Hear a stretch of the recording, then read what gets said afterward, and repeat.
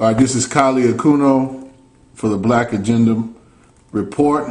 This is a morning shot with Kamau Franklin with the Malcolm X Grassroots Movement.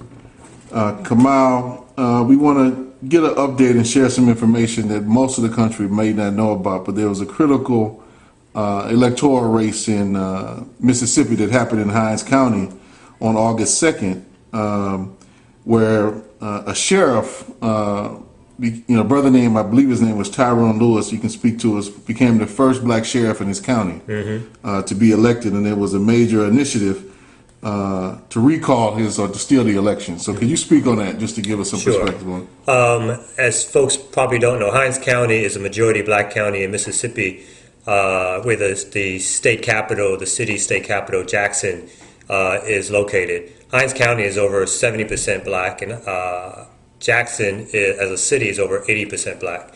Hinds County was incorporated in 1821. From 1821 till August 2nd, there's never been a black sheriff, even though Hinds County has been majority black for upwards of 20 to 30 years. What happened on August 2nd was inspiring, and it was something that took, let's say, those in charge by storm, because they did not expect for this race to come out the way it did, with supporters from around the county, and including Malcolm X Grassroots Movement members who played a key role in trying to make sure that this brother was elected. We thought it was important because Tyrone Lewis is a progressive politician and a progressive law enforcement person. So not only is he concerned about safety issues, but he's concerned about recidivism rates. He's concerned about jail conditions. He's concerned about lowering the mass incarceration rate in Hinds County. So we think these things, and I should also say he's advocating for a civilian complaint review board in Hinds County. These things are not things that law enforcement officials usually run on. And we think some of that is his own inclination, and some of that is the inspiration that he's received from members, particularly Chokwe Lumumba, of the Malcolm X Grassroots Movement over the years. So we went into the election thinking that it was going to be close. We spent a lot of energy, again, working with this brother, everything from helping to put together commercials to getting out in a street team, making flyers and literature and everything else that goes with the campaign. And we were rewarded on August 2nd with a victory from the voters of Hinds County, particularly the black majority voters.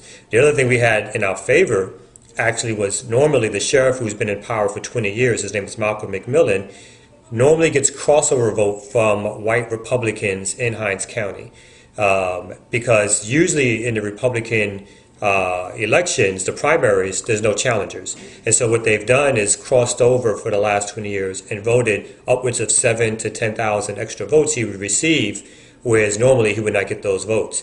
This time, luckily for us, there were contested elections in the Republican primary, which made whites who were conservative have to choose between voting in the Democratic election or voting in the Republican election. And they had to vote in the Republican election because they felt their own conservative interests were more at stake than retaining the Hinds County office. And so we won the position. We had 51% of the vote.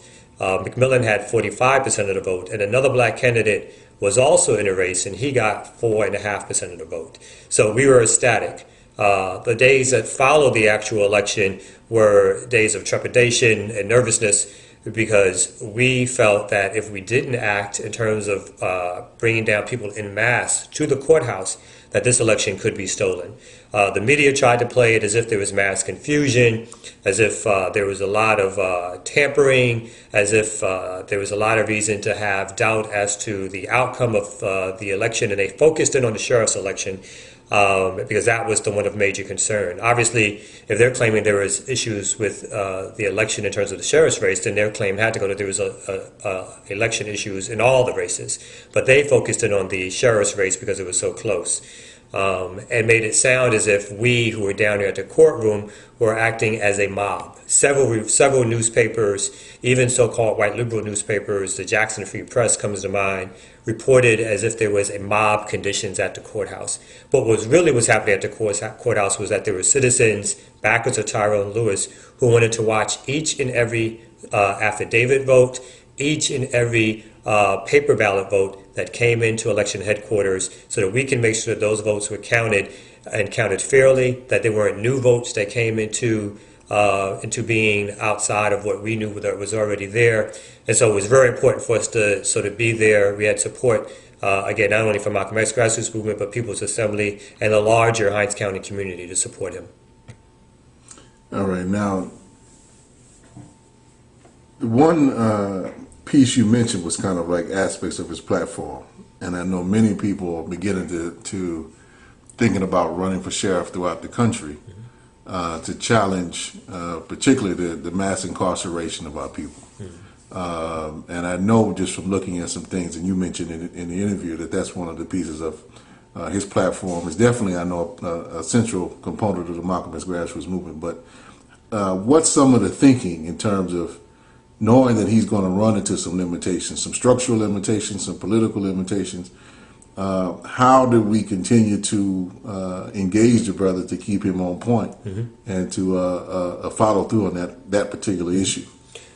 If anybody knows who we are as an organization, Malcolm X Grassroots Movement, they know that this was a decision to back this brother was something that went through many manifestations, and it was a hard decision. Even though there were people who knew him for a long time, there were people who trusted him because he had fulfilled the office of Jackson police chief for 6 months, and the community supported him. But obviously, we as an organization don't necessarily support the police, whether it be the sheriff or local police departments, because of their history of oppressing our communities. So this was not an easy decision for us. So I would say for others who are thinking about doing something like this, one, you can't just support any politician who comes up to you and says, I want your support.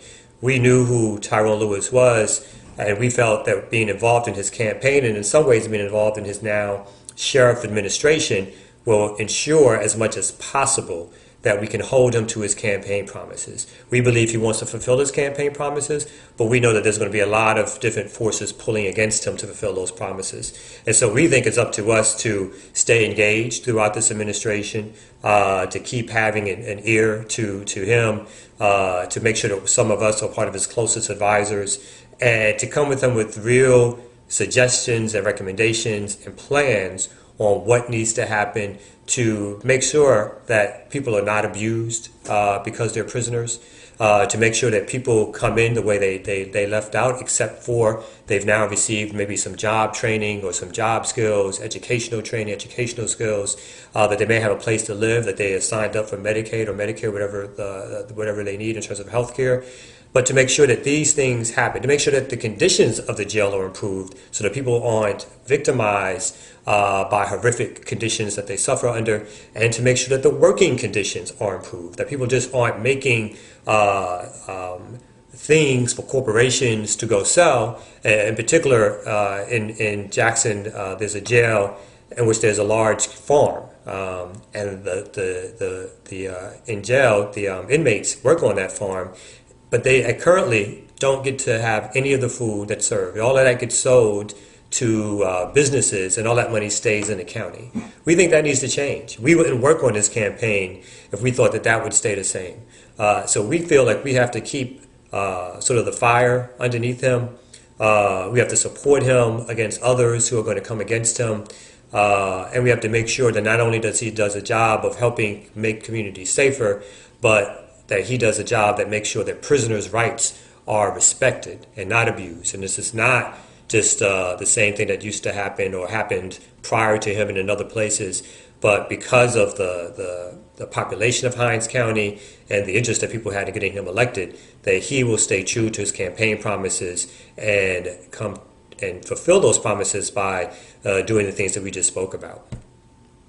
All right, Kamau, I want to thank you for taking some time to do the interview. This is again Kali Akuno signing off for the Black Agenda Report and for this Black Agenda Morning Shot. Thank you. Thank you.